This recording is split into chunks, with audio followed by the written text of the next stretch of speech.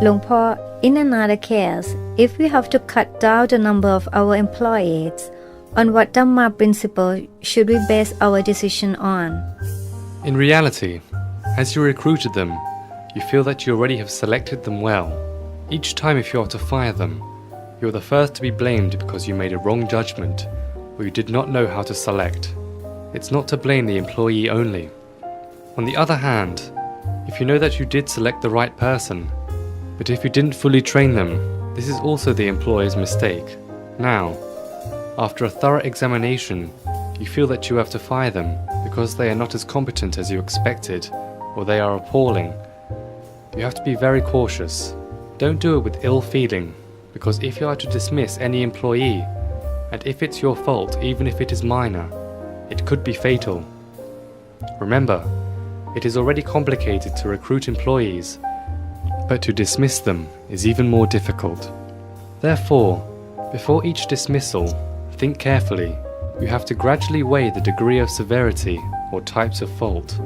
To lay the employee off, you have to find out whether it's the employee's fault or if he or she is not suitable. Don't use the word fault yet. If they are not suitable, and other people also agree about that, and the employee also agrees to the fact, then the dismissal is quite easy, and no one can reproach us. With such a careless employee, it is better to get rid of him or her, and if colleagues do also agree with them, then this is not too dangerous for you. It is fine to dismiss the employee. How is it with the second category of candidate who is not responsible morally?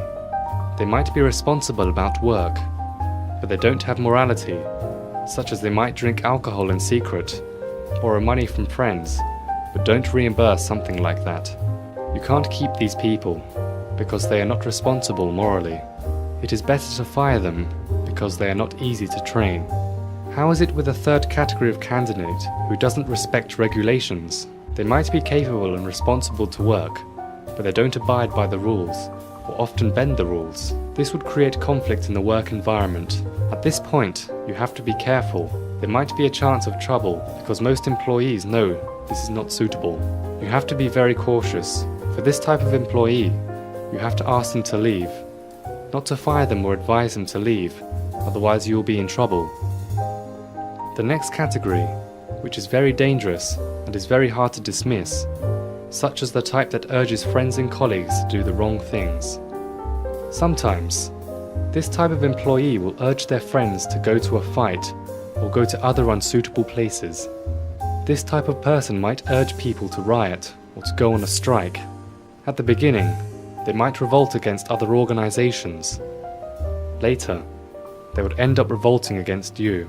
You need to be cautious of this type of person, because if you don't examine well, you might end up in the mess.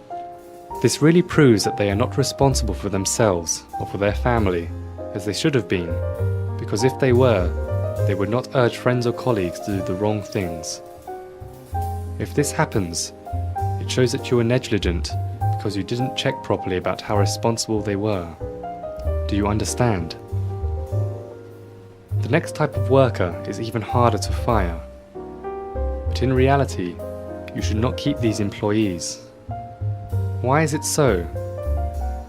These are the ones that no one can advise. They are capable employees, but they are haughty. No one can advise them because they get angry easily. You might have to beg them to leave. Don't fire them because it is dangerous. Then, the best way to recruit is to select workers to your best ability and trial them for quite a long time and see whether they are the type that one can advise or not. At first, there might be no sign, but they show their true colors later, and that no one can advise them except you. Then this time, try to transfer them to positions or to a section that soon will be abolished. Then you will be saved, i.e., if it's not too hard. And another type that you need to dismiss is those employees who like to interfere with others.